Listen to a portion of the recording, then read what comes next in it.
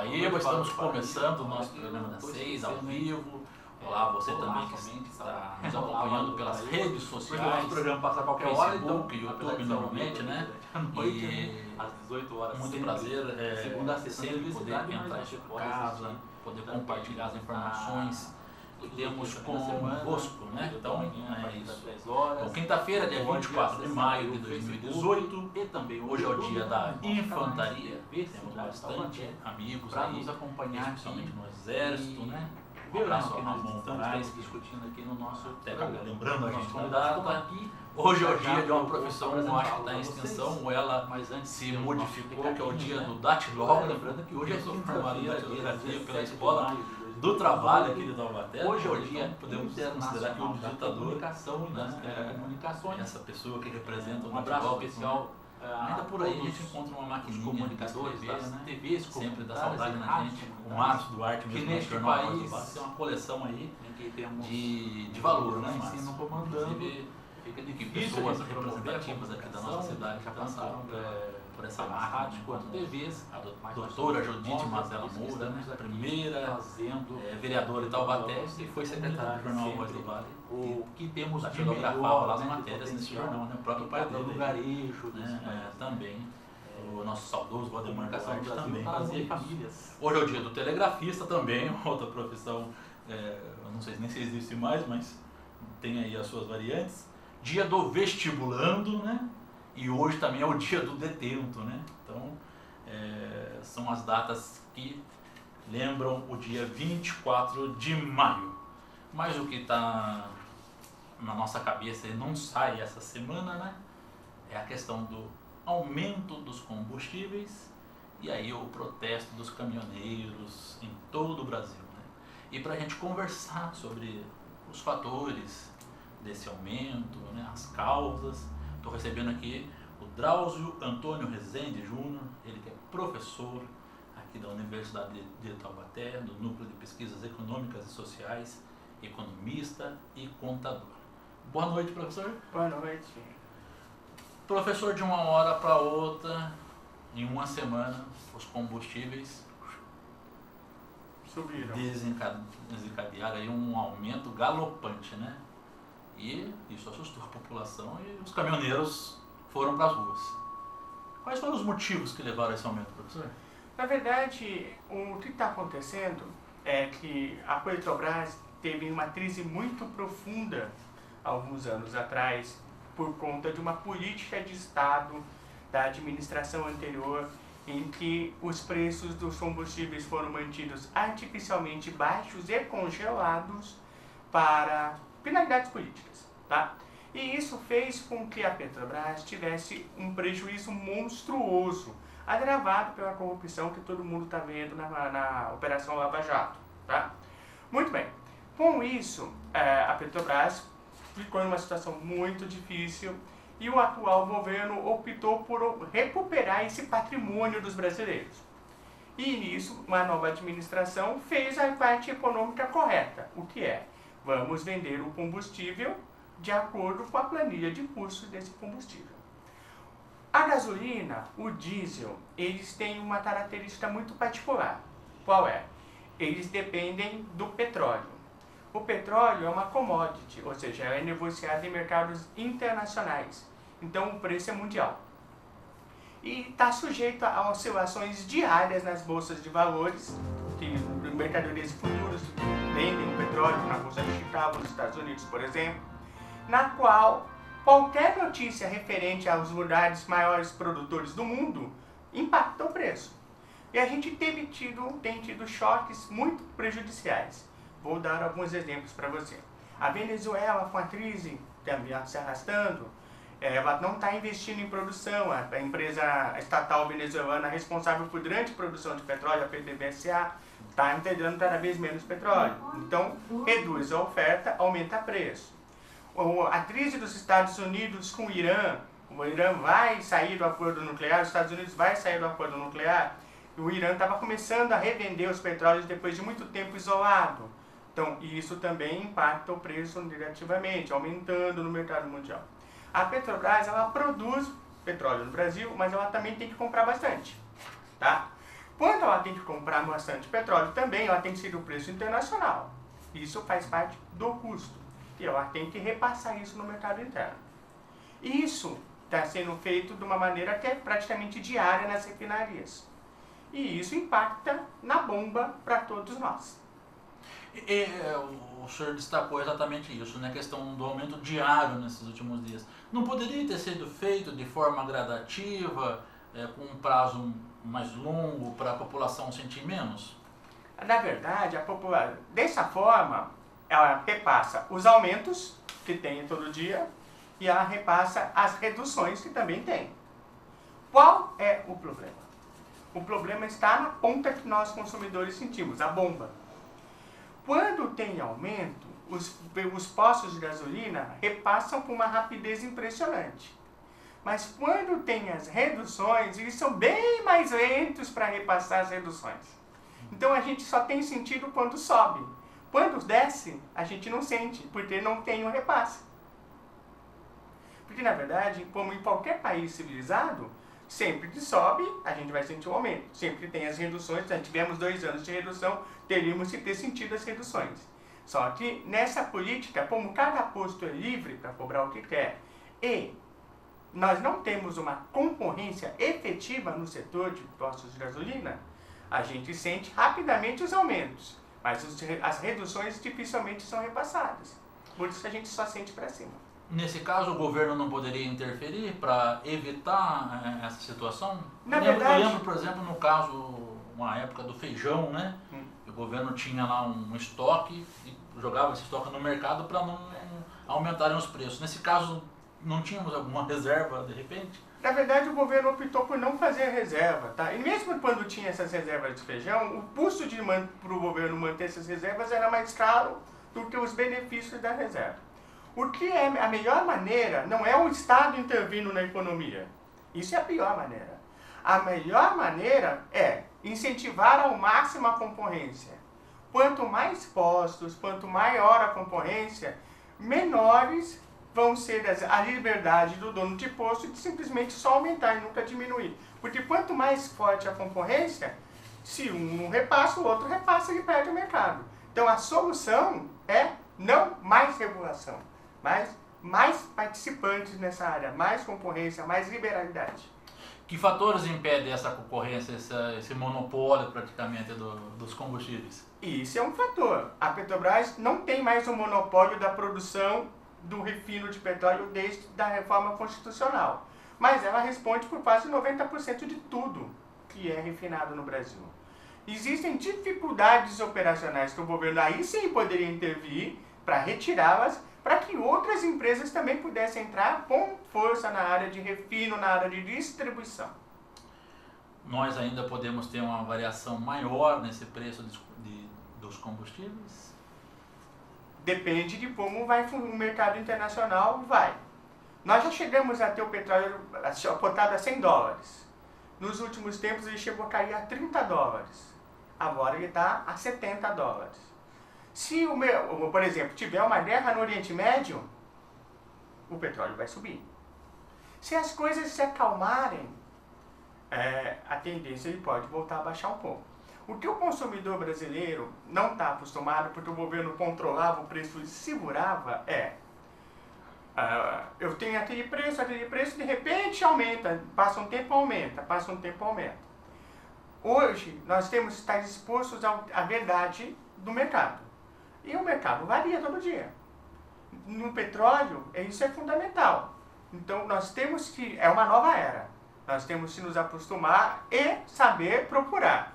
Os postos que sobem, se você perceber que ele não passa a redução quando ela tem, procura um posto que passa a redução. E nós temos que tomar muito cuidado também, porque nos setores de postos de gasolina, na maioria das cidades, o que acontece?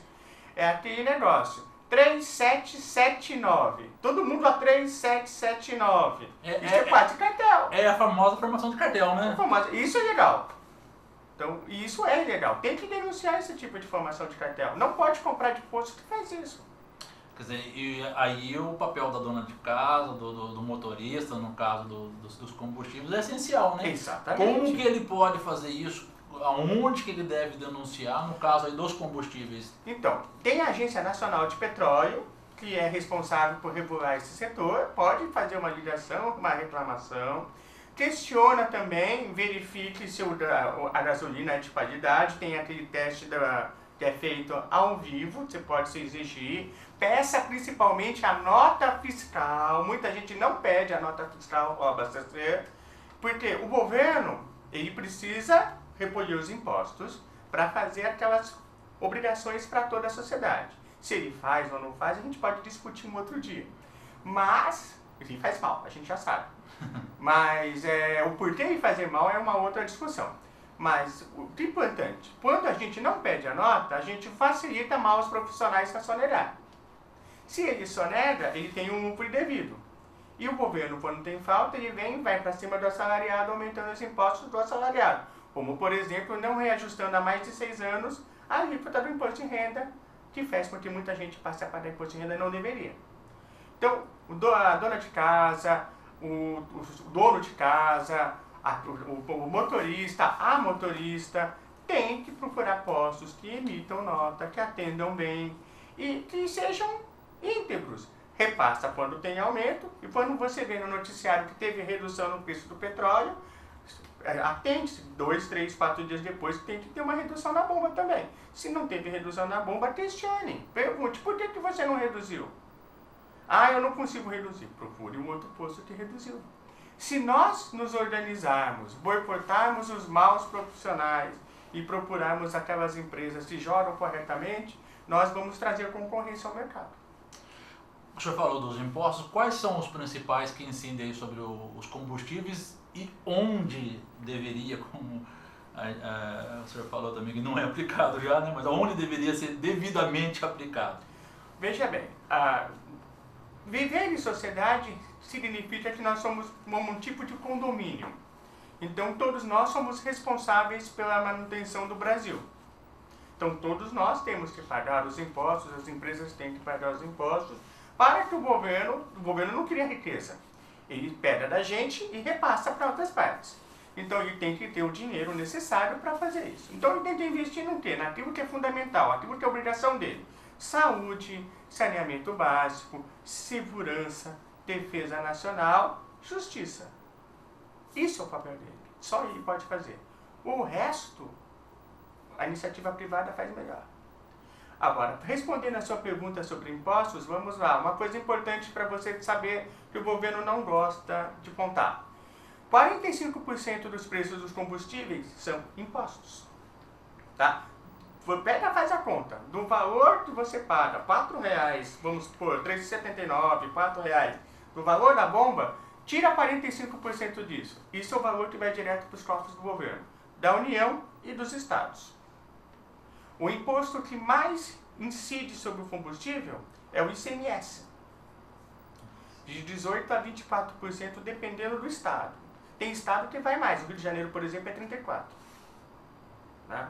Temos também a CID, que o governo está tentando convencer os caminhoneiros a pararem, isentando a CID.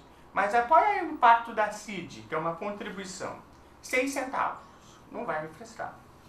Temos também o IPI, tá? E também incide aí de 12% a 18% mais ou menos. E outra coisa que a gente não lembra, mas que também encarece o nosso combustível, a gente deixava de pior qualidade. A adição do etanol à gasolina, isso tem custo. A adição do biodiesel à gasolina, isso também tem custo. Vai de 10% a 11% a 16%, dependendo do combustível. Então são esses fatores, é obrigatório você adicionar etanol na gasolina, não é? O álcool anidro. O que acontece? Fica mais caro. É obrigatório adicionar o biodiesel, mas o biodiesel só pode ser para carros de 1 tonelada para cima. É mais restrito. O governo subsidia o diesel por causa dos caminhões. A gente já paga do subsídio. E é mais barato do que deveria ser. E esse dinheiro, que é um subsídio que é o governo bancando a diferença, é dinheiro da sociedade, que vai para um setor muito específico, caminhões.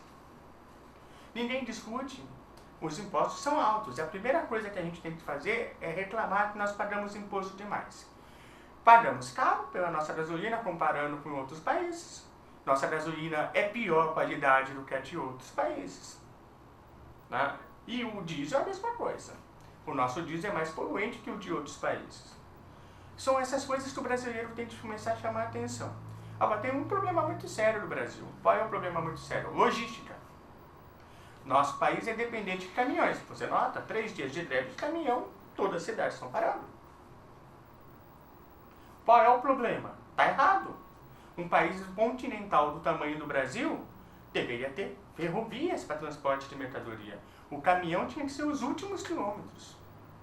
É assim na maior parte do mundo civilizado. Nós somos uma exceção. Caminhão transporta menos mercadoria e custa mais caro. É transporte de massa por volume. E, claro, a comida chega na casa da dona de casa, do dono de casa, muito mais caro. Por quê? Transporte é um transporte menos eficiente, por exemplo, do que uma ferrovia. Então, o Brasil tem que discutir todo esse fator logístico, um fator principalmente de impostos, porque senão de tempo em tempo nós vamos ser reféns de uma categoria profissional. Quer dizer, e nós já tivemos essa época de ouro das ferrovias, né? E depois o Brasil abandonou esse segmento e resolveu ficar na área dos transportes. Né? Essa foi uma decisão estratégica, infelizmente, muito mal tomada pelo, eu acredito, supervalorizado presidente Juscelino Kubitschek. No afã de trazer a indústria automobilística, ele abandonou as ferrovias para abrir rodovias. Dava muito bem para conviver as duas coisas. Foi uma decisão estratégica mal tomada lá nos anos 50, 60 e nós pagamos as consequências hoje. Então, nós não temos, por exemplo, entre Taubaté e São Paulo, não tem uma ferrovia. Se você quer ir para São Paulo, você vai de ônibus ou você vai de carro. A ferrovia é um meio de transporte de massa muito mais barato. O próprio Vale do Paraíba não tem nenhuma ligação ferroviária. Não tem nem trem de transporte metropolitano. A gente é uma região metropolitana, não tem. Então, a falta de ferrovias também contribui para esse problema, que hoje dá um poder descomensurável aos caminhoneiros. O problema é que não é um caminhoneiro autônomo que está fazendo a greve sozinho. Tem muita transportadora parando junto, é lockout, para tirar a casquinha do governo. E tem muitas pessoas politicamente se aproveitando dessa paralisação para finalidades políticas que vão além da repercussão dos pedidos originais do caminhoneiro, que é justo. Um combustível de qualidade, um combustível mais barato e, claro, que tem a contrapartida disso.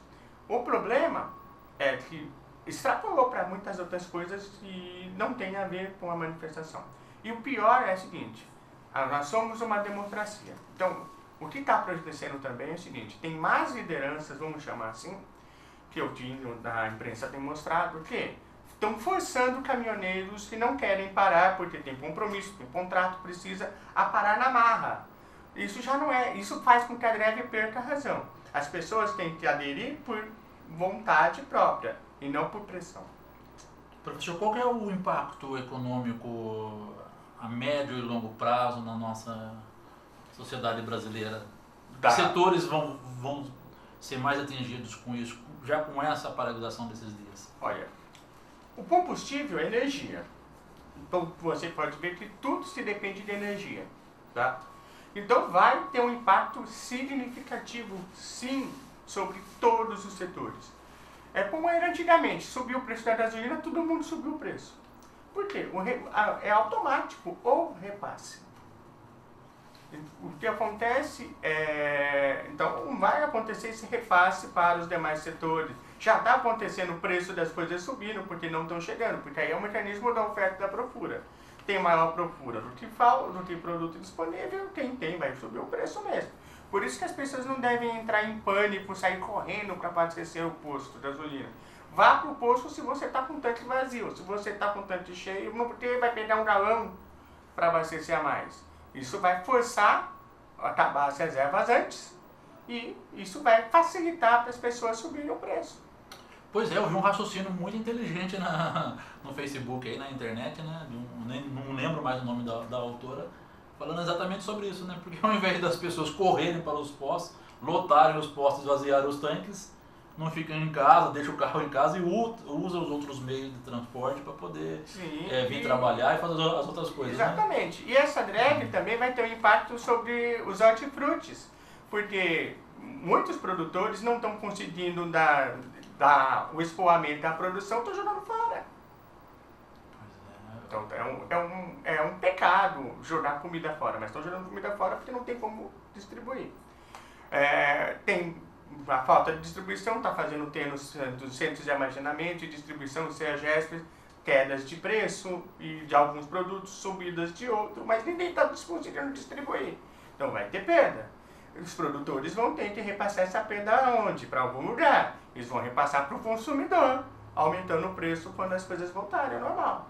Então, respondendo a sua pergunta, o impacto vai ser significativo. Em todos os setores da economia. Todos os setores se dependem de petróleo, se dependem de energia. Praticamente tudo, né? Existem alternativas, agora também nesse momento, como o senhor já destacou, de repente não ir ao posto de combustível e usar outros elementos. Aí nos demais setores também, por exemplo, a dona de casa, o que ela deve fazer? Corre para o supermercado, faz uma compra agora e fica guardando? Eu recomendo que é o seguinte, só vá ao supermercado se você tiver com a sua despensa vazia. Se você tiver uma boa despensa, não corra para o supermercado, porque aí você vai criar uma escassez desnecessária. E isso vai forçar os supermercados a aumentarem os preços. Então, lembre-se, se tem muita procura, está saindo muita produção e não está chegando outras para repor, as prateleiras vão ficar vazias. Prateleiras vazias, pessoas procurando, é um convite para aumentar o preço. Então, eu recomendo para as pessoas, nada de pânico, nada de desespero. Isso vai ter que ser resolvido mais cedo ou mais tarde. E o governo vai tentar resolver o mais cedo possível, porque isso impacta para ele, né? Nos interesses políticos, na imagem política dele. E não caia nos contos de redes sociais, aí, de pânico, de medo. Cuidado para você não ser manipulado politicamente por causa disso. Vá ao supermercado adquirir aquilo que você normalmente adquiriria. Se você percebeu que aquilo está caro, procure uma alternativa que não esteja cara. Porque, embora tudo suba, algumas coisas vão subir mais, outras vão subir menos. E algumas, por excesso de oferta, vão acabar caindo. Por exemplo, a batata chegou a cair de preço. Tá? E procure os produtos, substitua os produtos. Se aquela marca premium está alta, pegue uma segunda linha. Mas não dê corda para que os distribuidores aumentem o preço. Bom, o NUPES tem feito acompanhamento dessa situação específica aqui na nossa região? O NUPES tem trabalhado sempre a pesquisa da cesta básica mensal. Então, como nós fazemos pesquisa toda semana, nós colhemos as pesquisas, estamos colhendo essa semana, hoje é quinta-feira ainda, tem até amanhã. Provavelmente, na semana que vem, já começam a aparecer os repiques e nós vamos ter um relatório no comecinho do próximo mês, com os dados comparativamente aos meses anteriores, conforme nós fazemos todo mensalmente. Aí nós vamos mensurar na nossa região qual foi realmente o impacto disso. Nossa região, que é uma das mais ricas do país, né? E que também depende muito desse transporte feito pelos caminhões, né? Em toda a crise há aqueles que conseguem enxergar oportunidades também, né? Já conseguiu identificar economicamente quem já está lucrando com isso? Economicamente vai lucrar. Tem estoque. Por exemplo, quem estava com estoque elevado antes da falta de combustível é o primeiro que lucrou. Porque com todo mundo desesperadamente correndo aos postos, onde até tinha fio ativometro em vários postos, a pessoa conseguiu subir um pouco o preço em relação ao que seria necessário e ganhou mais. E é o primeiro que está ganhando. Aqueles que estão com safra, estavam com processo já de distribuição, mas ainda não tinha embarcado no caminhão, já percebeu, vou poder aumentar o preço porque as pessoas vão demandar e está difícil de entregar. Esses também serão alguns que vão ganhar com esse tumulto que já aconteceu. Então, como o professor Drauzio está orientando, acho que é muito importante você ficar atento, gastar sola de sapato, né? Andar um pouco mais, de repente olhar, conversar também aí com os amigos que estão andando pela cidade para saber a respeito desse preço dos combustíveis, né? E quem não está tentando explorar você que é consumidor, né? Você que é cidadão, querendo lucrar em cima do seu desespero, né? Acho que é um recado bem importante. Tem algumas recomendações também e algumas lições que nós podemos tirar disso? Sim, algumas lições. Algumas recomendações, vamos falar um pouquinho da recomendação primeiro. Primeira recomendação que eu preciso dar às pessoas. Preços vão subir, vão descer, isso é normal do mercado, tá? A questão da somada oferta e demanda, oferta e procura, faz com que varie os preços mesmo. Agora, isso é normal. O que você não deve aceitar, você percebe de cara, é quando o aumento é abusivo. Se você notar aumentos abusivos, não aceite, não pague, denuncie ao PROCON. Tá? E no Brasília, por exemplo, teve um aumento de 5 para R$ 9,99. Isso é um aumento abusivo. O posto foi lacrado. Então, se você observar na sua cidade, na sua região, aumentos abusivos, não aceite pagar e faça a denúncia aos órgãos de proteção ao consumidor. E recomendações em direção do que a gente precisa. Enquanto civilização, enquanto nação, o Brasil precisa pensar novamente. Não adianta a gente ter uma empresa estatal dominando sozinha a produção e o refino de petróleo e sendo usado para fins políticos, porque nós vamos perder sempre. Se ela, como aconteceu, o presidente da Petrobras foi obrigado, a canetada, a baixar o preço do combustível do diesel em 10%, isso prejudica a empresa. Porque ela vai ter um prejuízo e esse prejuízo vai vir para nós, porque o governo vai aumentar imposto em algum lugar para cobrir para a Petrobras essa diferença. Então nós temos que discutir qual é o papel do Estado na sociedade. Outra coisa, vale a pena para o Brasil, não tenho nada contra os caminhoneiros, eles são muito importantes, mas vale a pena para o Brasil ter uma estrutura tão concentrada na logística em rodovias? Será que não é a hora de a gente voltar a pensar nas ferrovias, porque nosso país é grande demais? E a gente precisa discutir, porque esse é um ano eleitoral. Que Brasil nós queremos economicamente falando? Se a gente quer um Brasil transparente, um Brasil de livre iniciativa, em que as pessoas possam montar os seus negócios, tentar melhorar de vida, então a gente não pode querer isso e ao mesmo tempo querer um governo toda hora em cima, pressionando. Cada vez que o governo pressiona, põe um braço pesado dele, ele dificulta para o pequeno empresário, ele aumenta os custos de transação e nós, consumidores, vamos pagar essa conta mais cara. Então nós temos que decidir se a gente quer um papai faz tudo, um governo, ou se a gente quer ter liberdade de atuar. São coisas importantes a ser refletidas pela sociedade brasileira. Pois é, e essa liberdade de atuar, ela tem que ser com responsabilidade, né? E a responsabilidade não é só na hora de você votar, apertar a teclinha verde lá e confirmar, né? Ou nulo, a opção que você tem. São todos os dias, como o professor falou. É ir às ruas, é optar pelo preço mais baixo, né? É também repassar isso, criar grupos, né? Até de consumidores mesmo para fazer o acompanhamento, né? E tantas outras ações que podem ser feitas, né? Para que a gente consiga ter aí uma qualidade de vida melhor, qualidade social também, né? Melhor. Então a gente precisa participar. Muita gente falando, que bom que os caminhoneiros estão na rua, mas está dentro de casa, né? Não adianta ficar dentro de casa só vendo a notícia como engolindo as informações. Né? Nós temos que atuar, temos que ser cidadãos. Bom, nós conversamos no nosso programa das 6 aqui, no primeiro bloco, com o professor Drauzio Antônio Rezende Júnior, que eu agradeço a participação, professor, e as portas estão sempre abertas. Eu agradeço o convite, estou à disposição sempre que for preciso. Então, manda um abraço para todos os nossos amigos também da Universidade de Taubaté, né? Pode deixar. Professor Trajano, professor Ondir, e tendo novidades, volte ao nosso programa das 6. Estamos à dispor. Bom, a gente vai para um rápido intervalo aqui no nosso programa das 6 e na volta vamos conversar sobre os males do tabagismo.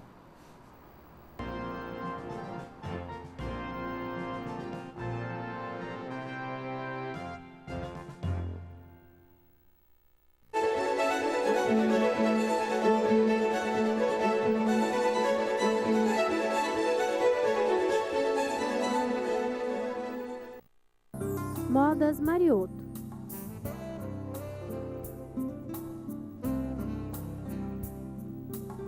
Avenida Voluntário Benedito Sérgio, número 457, Estiva, Taubaté. Telefone 12-3633-2017.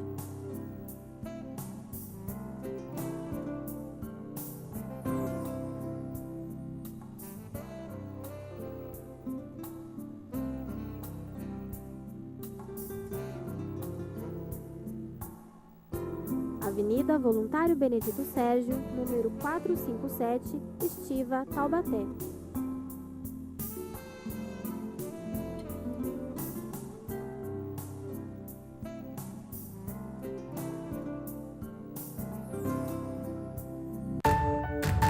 A democracia se faz com diálogo e se realiza com compromisso.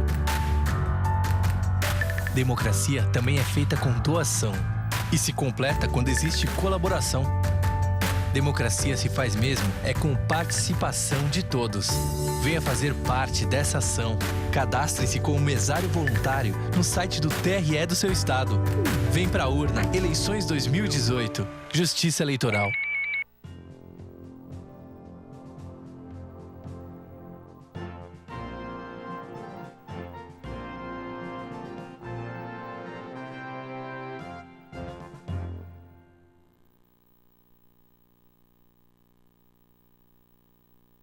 De maio de 2018 para conversar sobre os males do tabagismo, né? E agora eu converso com o professor Hélio Tiburcio, ele que é coordenador do curso de fisioterapia da Faculdade Anhanguera de Taubaté, e a quem eu primeiro dou a saudação. Nossa boa noite também, professor. Boa noite.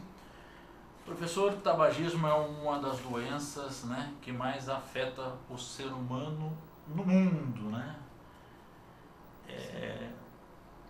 O que leva o ser humano a entrar para esse lado, a aderir ao tabagismo? Bom, boa noite, né, a todos. Normalmente, assim, várias são as razões, né? Dependendo de cada pessoa, às vezes questões depressivas, por algum tipo de sentimento em relação a alguma situação que passou, ou até mesmo os mais jovens que entram por motivo, né, de ter umas companhias que fumam, e aí ele acaba por não querer ficar atrás dessas pessoas, ele acaba aderindo ao cigarro. E as substâncias que contêm o cigarro, num primeiro momento, elas trazem um bem-estar. Então essa pessoa que ela fuma, naquele momento que ela está nervosa, eufórica, ela acaba fumando e acaba se sentindo um pouco mais calma, um pouco mais tranquila, e isso faz com que essa pessoa ela tenha cada vez mais a tendência de aderir ao vício, de manter esse vício, e cada vez que o tempo vai passando, vai ficando mais difícil dela acabar contendo esse vício, e ela prorroga isso por muitos anos da vida, né? Bom, o cigarro aí é a porta de entrada, né? Mas existem outras também, como o pessoal fala, substâncias fumígenas, né? Que causam tanto mal ou pior do que o cigarro. Quais são que você pode elencar para a gente? Então, relacionando a questão do cigarro, do tabagismo, muitas pessoas assim fumam e acabam por querer experimentar outras substâncias, né? Outros tipos de, inclusive drogas, que podem causar um malefício muito maior para a saúde e até mesmo um malefício social. No caso, há muitas pessoas hoje, né, a gente até na área da saúde a gente discute isso, pessoas que usam, por exemplo, a maconha, que é uma droga altamente viciante, e muitos falam assim, não, porque ela não faz mal ao aparelho respiratório, né, ela é natural. Isso hoje vem sendo discutido de uma forma e as pessoas estão encarando como natural isso. Isso não é natural. São substâncias maléficas para a saúde. São maléficas. Talvez, não vou dizer mais do que o cigarro, talvez na mesma equivalência, mas são substâncias que causam malefício. Então não existe isso que é natural, porque existem países que usam como medicina, né, como meio medicinal. Isso não existe, isso é uma condição de quem quer experimentar ou até mesmo utilizar essa droga por mais tempo e usa esse artifício de que essa informação ela é verdadeira e acaba caindo, acreditando nessa própria mentira, mas essas são substâncias maléficas para a saúde, sim, assim como o tabagismo. Bom, falando desses males provocados pelo tabagismo, que tipo de doenças ele pode ocasionar? Hoje, 6 milhões, estamos falando em milhões de pessoas no mundo morrem todo ano pelo tabagismo. Né? É um estado do Rio de Janeiro? É um se não me engano? estado. Um estado do Rio de Janeiro, né? É um estado. Então, 6 milhões todo ano morrendo por conta do tabagismo. Os estudos comprovam que até 2030, ou seja, daqui a pouco, serão 8 milhões por ano morrendo no mundo. No Brasil, são 200 mil pessoas por ano morrendo. Metade da população de Taubaté morre por ano por conta do tabagismo. 2 né? terços. 2 terços. 2 terços. Então, assim, a gente observa por quê. Então, porque ela fuma, ela morre. Sim. Por quê? Porque o tabagismo, ele leva a pessoa a desenvolver outras patologias. Né? Não é simplesmente, o cigarro, ele mata. O cigarro, ele causa consequências de morte. Ele causa patologias que vão levar à morte. Então, assim, o fumante, ele tem no seu organismo uma porta de entrada para outras patologias, principalmente respiratórias. Principalmente. Agora, não adianta eu falar aqui, ele só afeta então o aparelho respiratório? Só causa doenças pulmonares, por exemplo?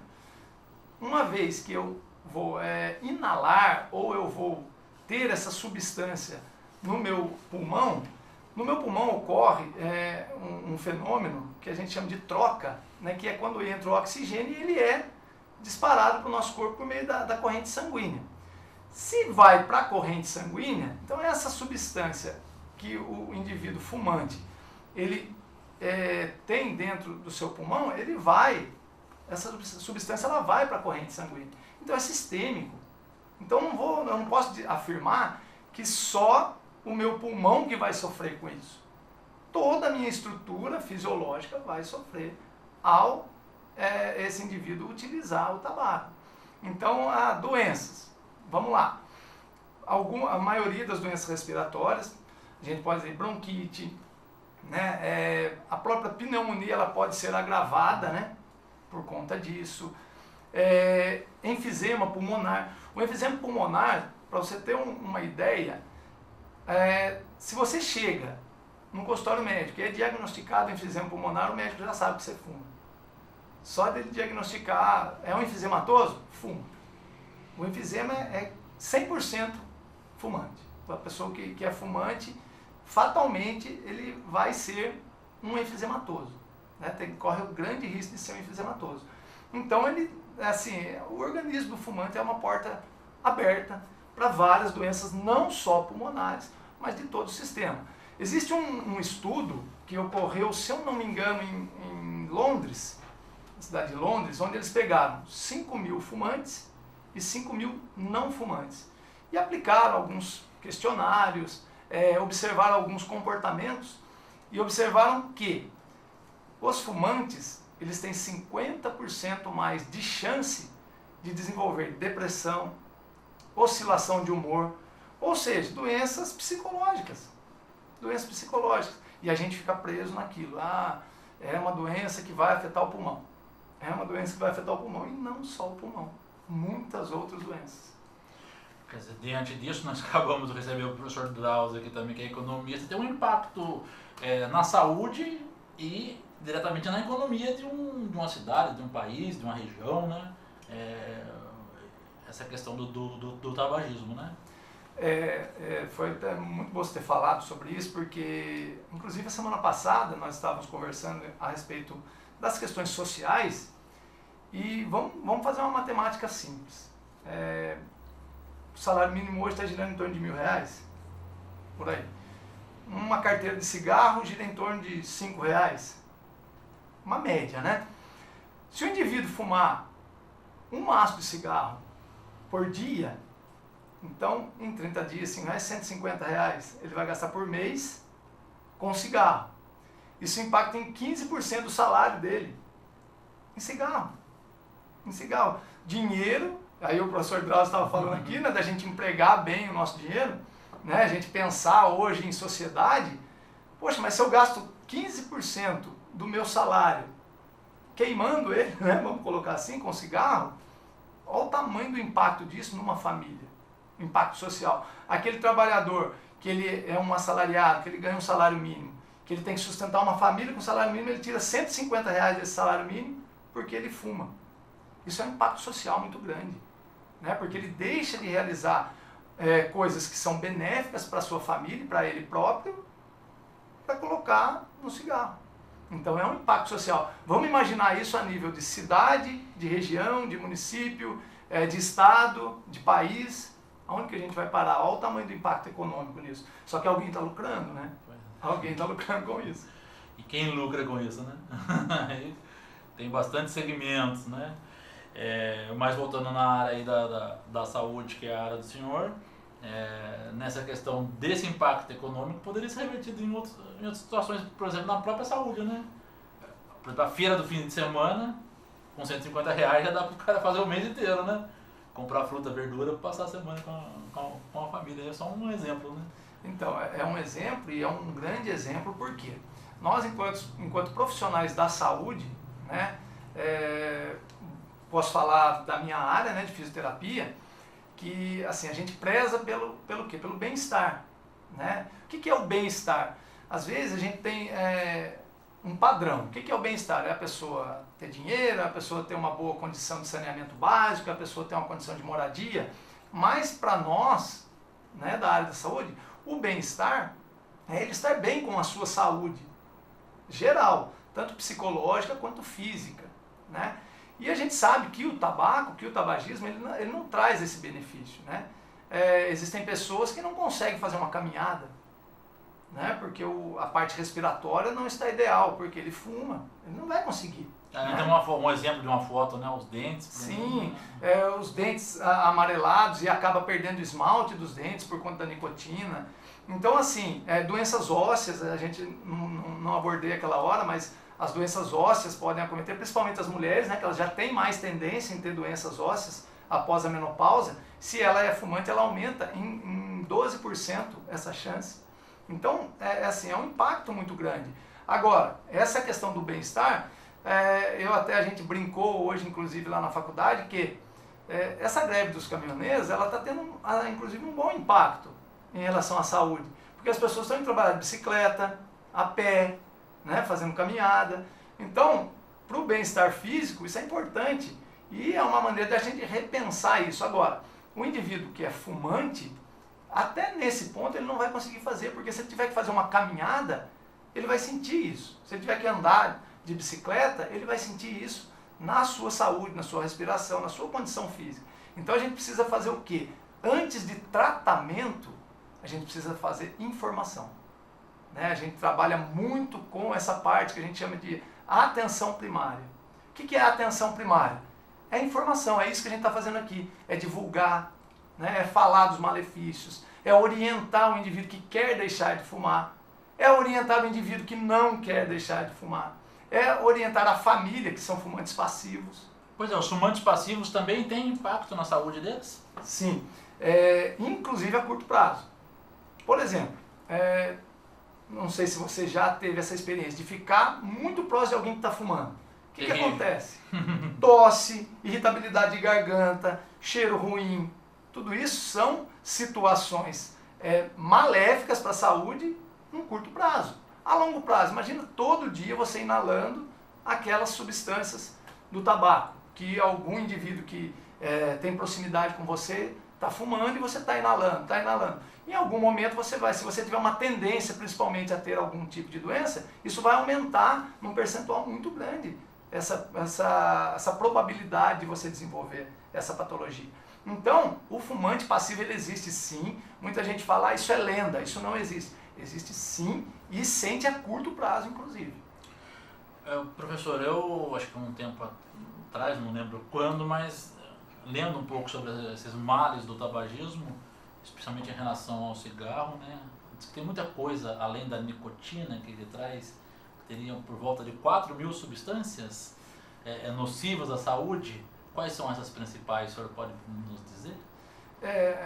Substâncias que estão envolvidas, né, no cigarro, além da nicotina, a gente pode destacar assim, existem alguns pontos, além da substância, que a gente tem que dizer. Primeira coisa. Só cortando, aí é um pulmão, né? Um exemplo que a gente pode dar bem claro aí da situação, né? Isso. É importante chamar a atenção das pessoas. As pessoas que puderem observar essa imagem, né, elas vão ver a minha esquerda aqui é um pulmão saudável, coloração saudável, né, bem vascularizado, bonitinho, é um pulmão limpo. E a minha direita é um pulmão de um fumante, né? Quantos anos mais ou menos tem um pulmão desse, assim, sendo atacado pelo tabaco aqui? Você diz assim, quanto tempo esse indivíduo Quanto tempo fumou? mais ou menos pulmão? Esse indivíduo ele não precisa fumar muito tempo para ele ficar com o pulmão dessa forma, não.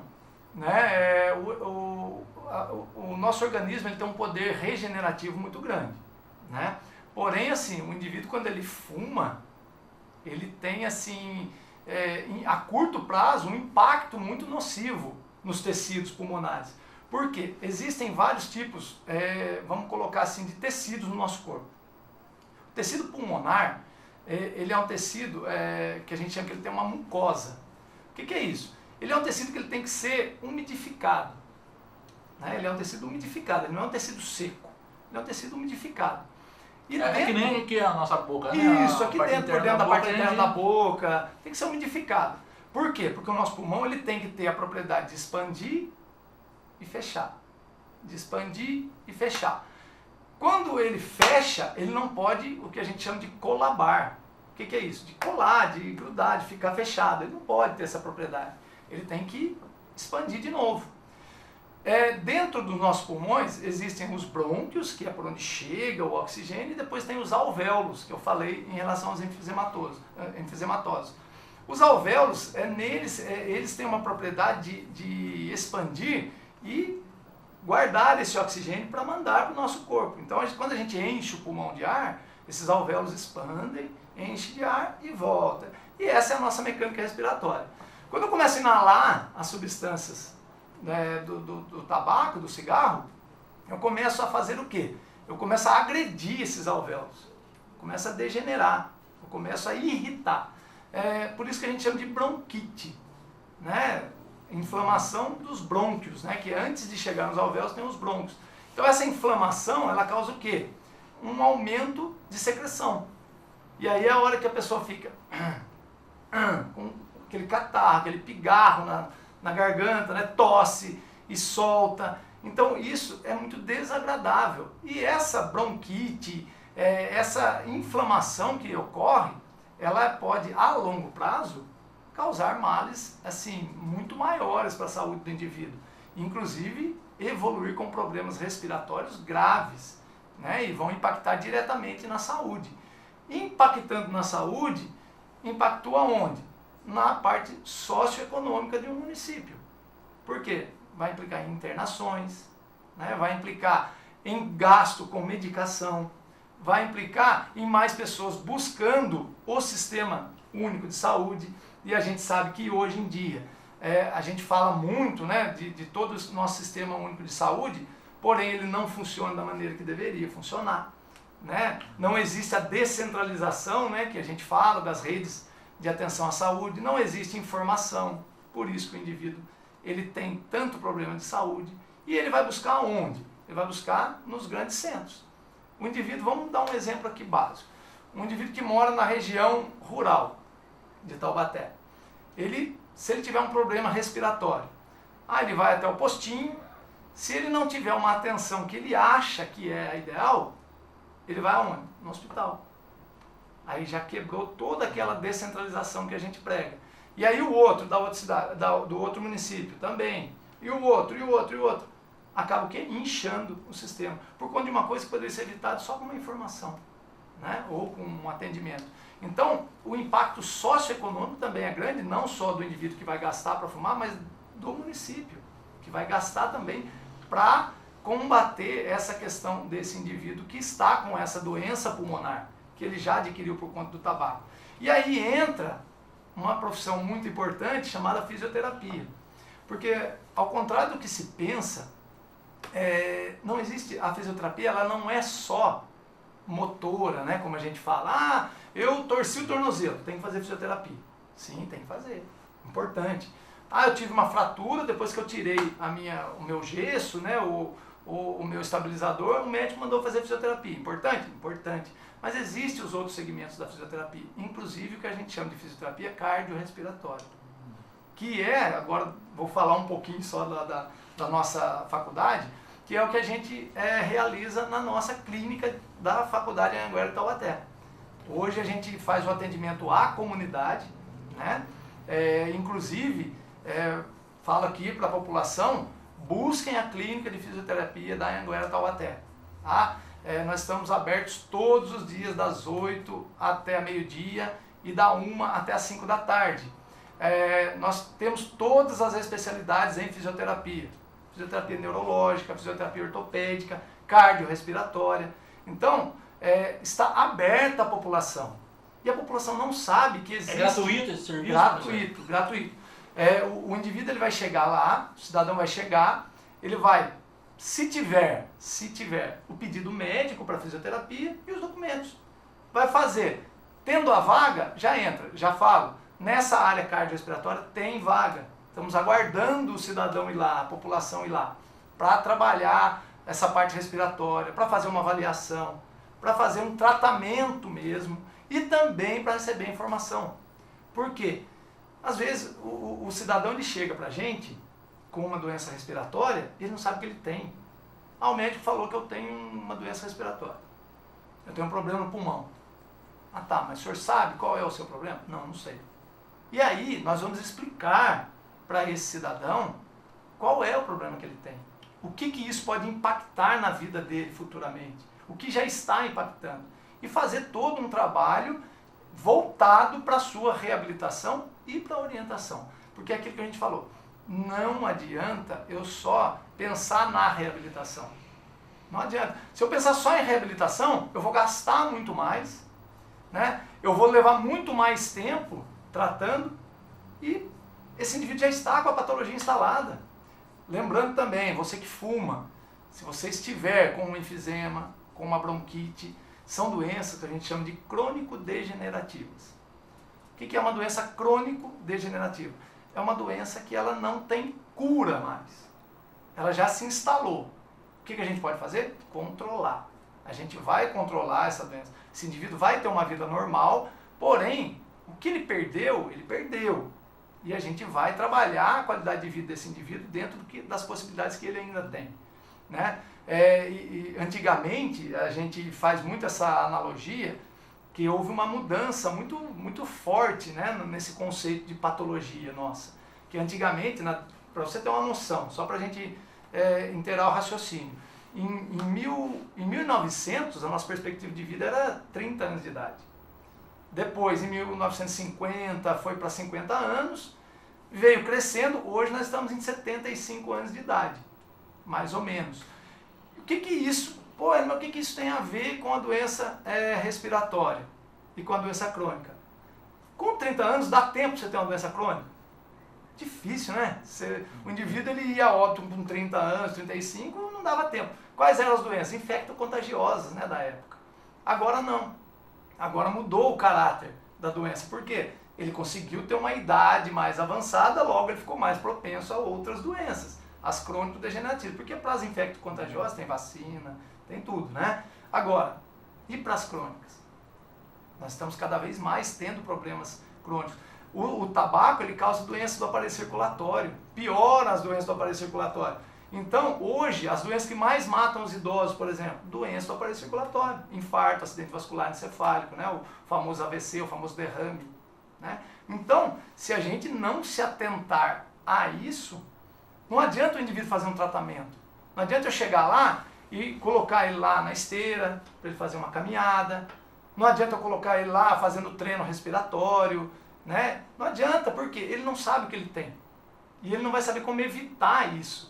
O importante é isso, ele tem que saber como evitar. Aí entra um impacto o quê? Psicológico.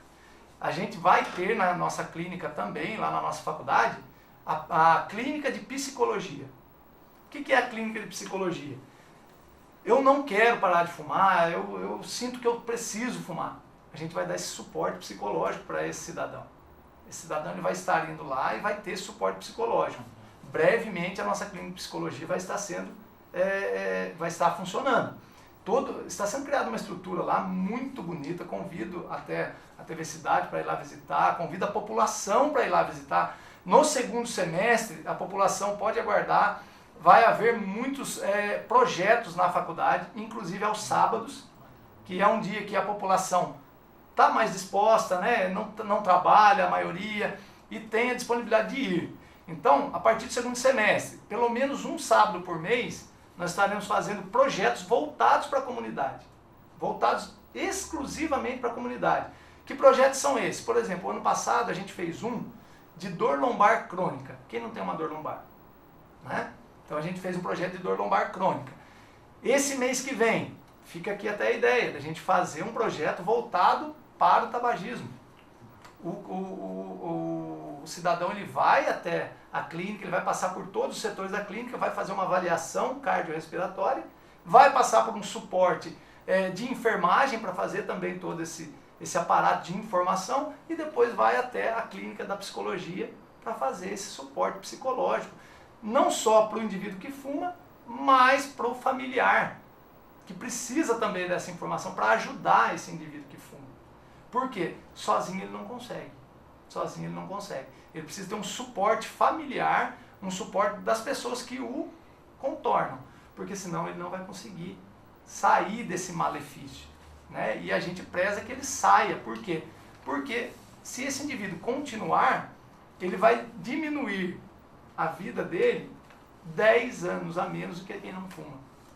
Isso é um dado de estudos realizados. O indivíduo que fuma, ele tem 10 anos a menos de sobrevida do que o indivíduo não fumante.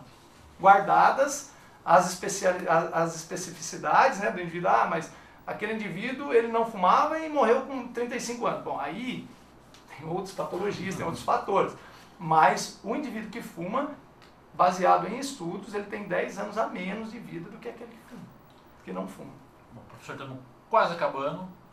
O endereço da clínica é esse mesmo, Avenida José Legário de Barros, 46 a 58, na Vila das Graças. Ali na unidade 1, né? Isso. Da Anhanguera, né? Nós estamos todos os dias, de segunda a sexta, na Avenida Olegário de Barros, 4658, Vila das Graças, unidade 1 da Faculdade Anhanguera de Taubaté. Estamos das 8 da manhã a meio-dia e da 1 às 5 da tarde, a clínica de fisioterapia. Estamos abertos a atender a população. Isso nós estamos lá desde 2009 já, realizando esse trabalho. Nós temos um percentual aí de mais ou menos 5.000 atendimentos mês dentro da clínica e nos setores que a gente faz fora da clínica. Hoje, os alunos de fisioterapia da Faculdade de Anhanguera de Taubaté atendem no Lar São Francisco de Idosos, fazem um estágio de geriatria na área, na APARTE, Associação dos Paraplégicos de Taubaté, e participam do trabalho do PSF também. Então, é o que a gente chama de atendimento comunitário. Então, hoje eles estão inseridos dentro da clínica, da faculdade e fora também. Então, o cidadão que tiver o interesse, poxa, eu quero fazer uma fisioterapia cardiorrespiratória, quero fazer uma fisioterapia neurológica e ortopédica, dirija-se até o endereço que a gente passou, na unidade 1 da Faculdade de Anhanguera Taubaté. Estamos à disposição da população. Estamos abertos a receber o cidadão para que ele disponha desse serviço. Bom, quero agradecer ao professor Hélio Tiburcio, coordenador do curso de fisioterapia da Faculdade Anhanguera de Taubaté, que falou sobre os malefícios do tabagismo. Lembrando que agora no dia 31 desse mês é o dia que é marcado mundialmente para a gente lembrar, né, da importância do combate ao tabagismo. Eu quero até aproveitar aqui esses últimos segundos que nós temos para dizer que eu vivi isso na família com meu pai. Meu pai morreu com um cigarro na mão e nos últimos anos de vida dele, especialmente nos últimos 2 anos, nossa família viu o quanto é prejudicial o uso do tabaco, né, o consumo do cigarro, né, e tudo isso que o professor nos relatou aqui com relação às alterações do corpo, a gente passou por isso, né? Então a gente viveu na pele mesmo, né, junto, e os problemas psicológicos também. Então é importante você que tem um parente, um amigo, alguém da família ou você mesmo, que procure os profissionais que possam te ajudar, possam te orientar, como é o caso do professor Hélio Tiburcio e todo o pessoal da clínica, né, lá da Anhanguera de Taubaté. Bom, estamos terminando o nosso programa das 6 desta quinta-feira. Agradeço ao Jefinho, a Claudinha, a toda a nossa produção e agradeço especialmente a você que nos acompanha sempre pelo canal 3 da NET. Amanhã nós estamos de volta aqui novamente às 18 horas. Então, uma ótima quinta-feira e até amanhã.